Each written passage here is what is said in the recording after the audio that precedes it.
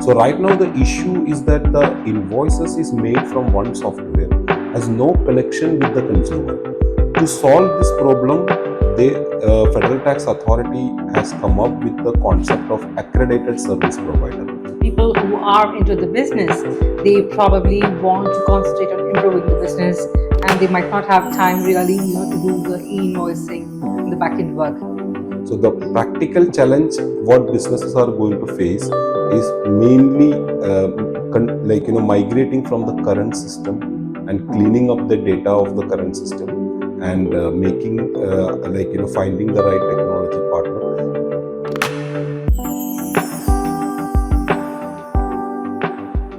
Welcome back to our podcast. Today, we are here to discuss about the hottest topic, e-invoicing. And I'm here with you, Shailaja, and along with me is Mr. Firoz, who is the CEO of Flying Color Tax Consultant, as well as he's a registered tax agent for corporate tax, VAT, and excise tax. Welcome to our show, Firoz. Thank you, Shailaja. Thank you for having me here. Pleasure is ours. So first, let us discuss about the hottest topic, e-invoicing, which everyone talks about. Just give us a little brief about it. So, before getting into e-invoicing, let's first understand what is the current process businesses are following.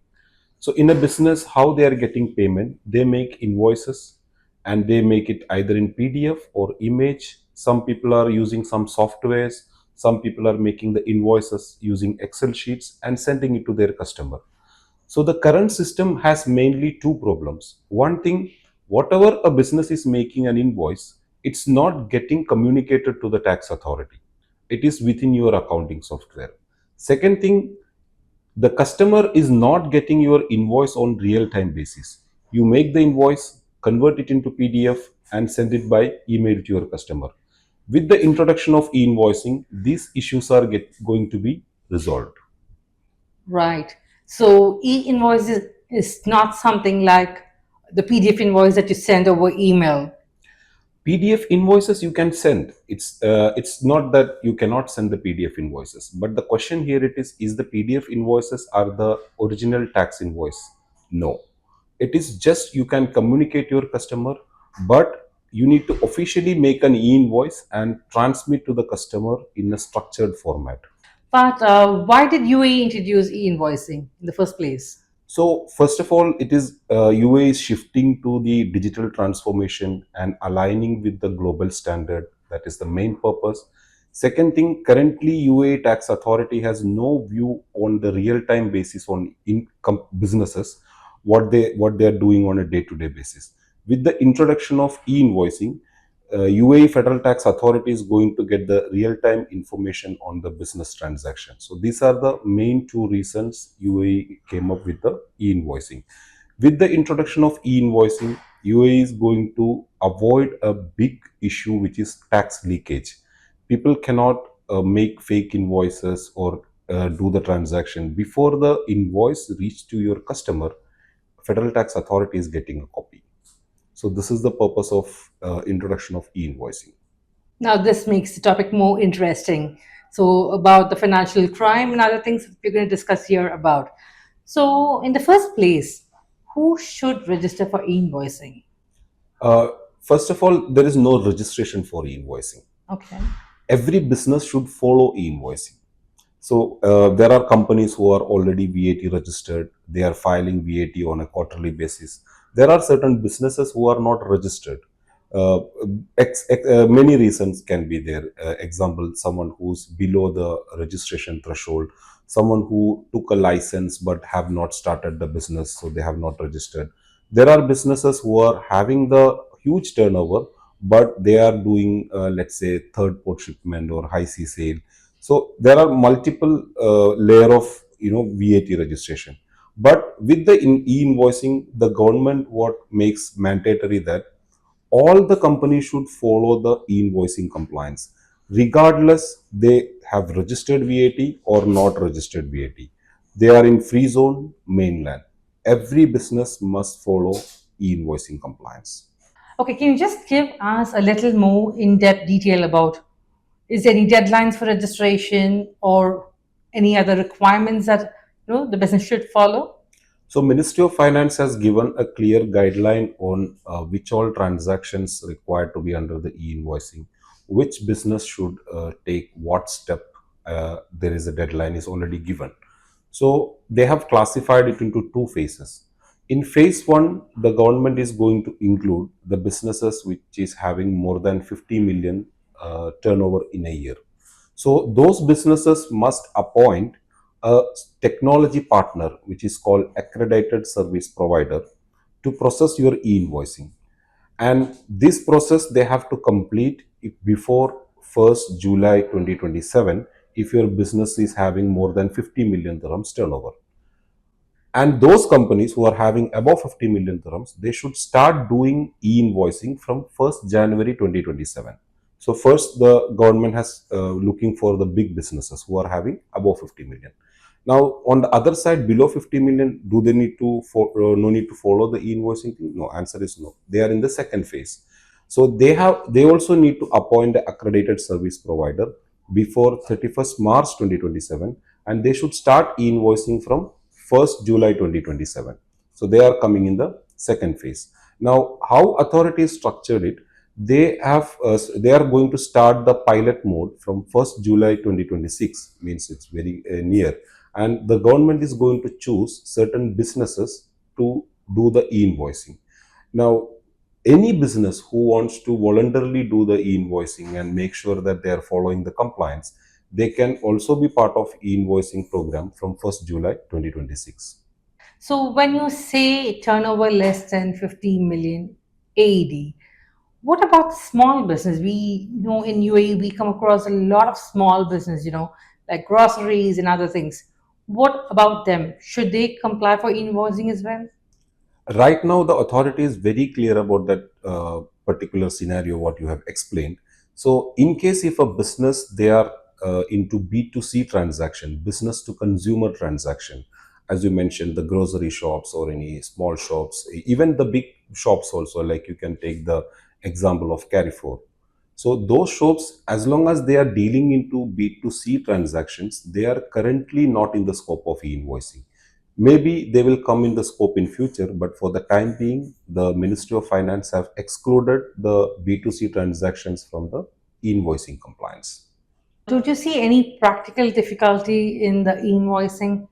Because, like a company or an entity which needs to follow e-invoicing, should they subscribe for any software, any accounting software or something like that? So right now, what as I already explained to you, many businesses are following a different way of making the invoices. So any company who has registered for VAT, they have to follow certain formats. There are 16 fields which are mandatory for a tax invoice. But think of a company who is not registered for VAT. They are making the commercial invoice in the way they want. They are not following any sort of structure. When it comes to e-invoicing, every invoices is going to have a structured format. So that means the businesses cannot choose, oh, I will exclude these details, I will add these details. They don't have that choice. They have to follow the mandatory fields which is prescribed by the Ministry of Finance. Now, while making e-invoicing, maybe the companies may be using the accounting software like Tally, QuickBook, SAP, Zoho Books, Zero, multiple softwares are using. So right now the issue is that the invoices is made from one software, has no connection with the consumer. To solve this problem, the Federal Tax Authority has come up with the concept of accredited service provider.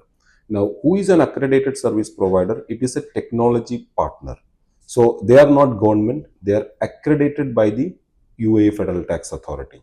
So far, there is no finalized accredited service provider as on date we are shooting this podcast.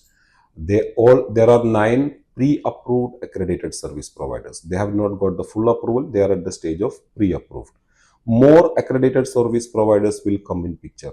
The question will be there: what this software company will do, where they are sitting, what they're going to do with our business. So the accredited service provider will be connected with ERP of the supplier, and whenever you make an invoice from your accounting ERP, the accredited service provider is converting this particular invoice in a structured format, and communicating to the customers, accredited service provider, and at one side federal tax authority is also sitting. So it's more technical actually, but talking in a very simple language, if you can understand that there is a technology partner connected with your accounting software, and they are going to take care the technical part. You just need to follow what you need to follow in the format of invoice.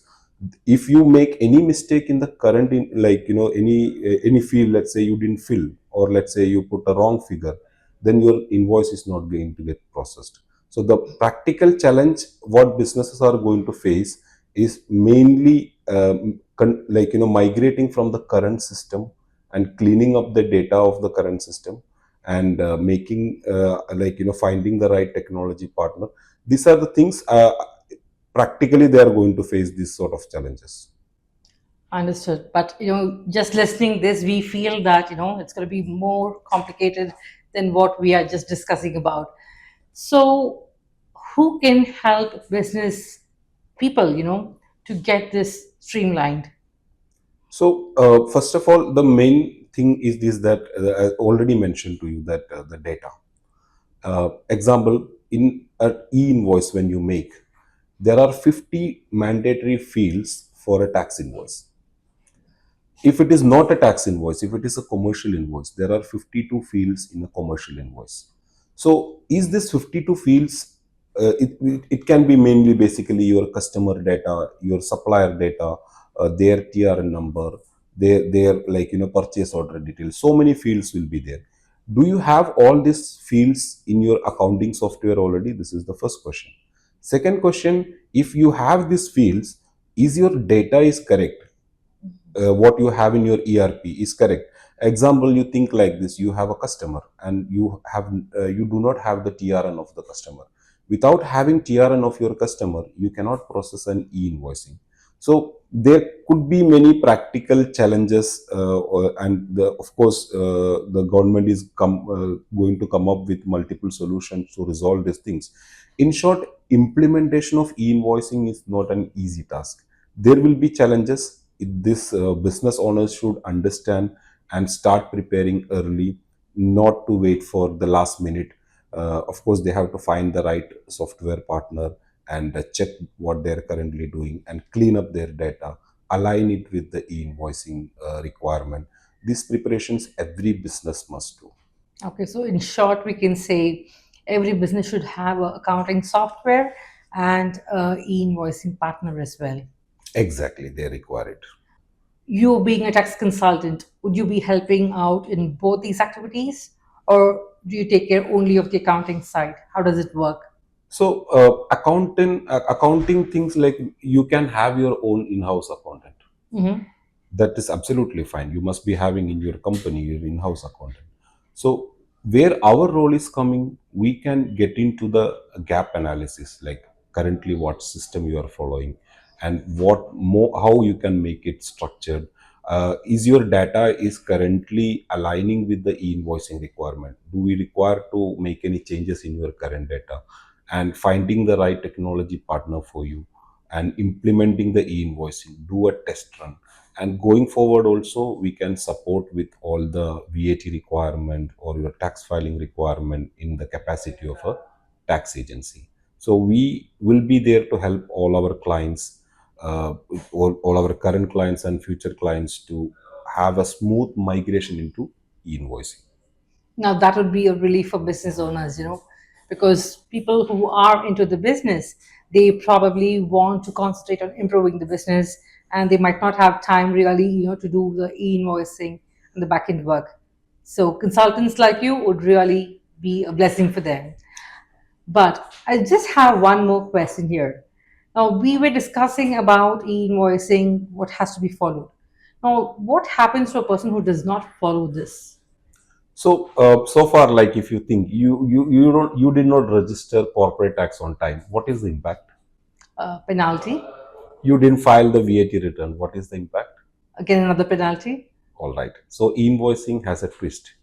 If you don't follow e-invoicing, it's going to stop your business. Ask me why. Why is it so? So think you are one of my customer, and you are paying me for some service which I provide to you. Mhm. And of course, you will be paying me 5% VAT, which you want to claim. Now, if Right. I'm not ready to give you an e-invoice, that means you cannot claim the input VAT. Whatever VAT you are paying to me, you cannot claim it. Now you tell me, will you pay me until you get e-invoice? Technically, no. Technically, no. So this is what really going to happen. It's not only about penalty. If you ask me, penalties are there. Yes, there are penalties, but it's more not all about penalty. There can be more implication. It can impact the day-to-day business. Now, particularly, you asked about penalties. What is the penalty for e-invoicing things? So, the Ministry of Finance has published the decision on the penalties for non-compliance of e-invoicing. They told if you do not appoint the accredited service provider, Mhm. there is a penalty of 5,000 dirhams. So there is deadlines given. I explained to you that Right. 31st July and 31st March 2026 and 2027. So if businesses not appointing the accredited service provider, there is a penalty of 5,000 dirhams. If the business is not processing the e-invoicing, per invoice 100 dirham fines will be there. Okay. Of course, they have capped it per month maximum 5,000, but businesses cannot afford this sort of fines. And Exactly. also, if the system is not working, the e-invoicing system is not working. As a business owner, you cannot sit and tell like, "Oh, my system is not functioning." You have to inform the authority. If you Okay. don't inform the authority, there is a penalty. So penalties are there, but as a consultant, I'm more worried on clients' day-to-day business. If they don't follow e-invoices, it's it's worse than like penalty. Like the business operations are going to be affected. So, what would you call as the benefits of e-invoicing then? So far we have discussed on the timeline, what need to be done, what is the penalty, all these things. Now, is it only for the benefit of government? Answer is no. First of all, any business who are following the e-invoicing structure, any country, if you see like the countries which are already implemented e-invoicing, you can take example of Latin American countries, Singapore, and GCC country, which is Saudi Arabia, KSA. They all are into the e-invoicing framework. Now, if you see the businesses there, their business operations are also functioning in a better way. They get their payments faster from the customer. Like, okay, so they are sending the invoice and the customer is processing the payment. Second thing, currently, if anyone want to get any refunds from the Federal Tax Authority when after filing their VAT return, it is taking time. Now, if you think from the authority side, they do not have the real data in hand. So every time any refund application comes, the authority need to get into the details, and they need to ask back to back question. Now think of a situation after e-invoicing, Mhm. that the moment a business makes an invoice, the authority is getting a copy. So Mhm. then they have the real data. So your refunds will be faster. Third thing, your business will be always audit ready. Anytime authority comes for an audit, your business will be ready. Fourth thing, there is less chance of making mistakes in invoice, because if you make a mistake, your invoice will not process. So you have to process the invoice in the right format. So there is less chance. Your customer will not say like, "Oh, my invoice is add certain details in invoice," where your customer will not tell that, because the customer is getting the invoice in the format which is determined by the authority. So there are multiple benefits for business owners as well. It's not only like it is all for the sake of government. There Got are it. business owners also getting benefit once the invoices are implemented. I cannot really comment on it now because it's not yet implemented. We need to wait. But if Wait. you see the countries who already implemented, we can really see the changes. So this was really a detailed discussion, Firoz. We had been discussing so long about e-invoicing, requirements, penalties, benefits, disadvantages, everything. Is there any other point that you would wish to add on to this topic, to give some light about it? So the main point what I want to add is like, do not wait for the last minute. Right. This is a very wrong concept. Like we had a deadline for corporate tax registration, corporate tax filing. Most of the businesses wait till last minute. Mhm. Maybe they could able to manage the the deadline. Even if they did not manage the deadline, then there is a penalty. But if you are not ready for e-invoicing, if you don't prepare now and the last moment you are not able to meet the requirement, more than penalty, as I already explained to you, it's not going to impact your day-to-day business. So my request to all business owners who are watching this video is that do not wait for the last minute. You don't know, maybe your data is in mess, maybe not. You need to clean up, you need to act now, so that you will be in peace of mind when the things are mandatory.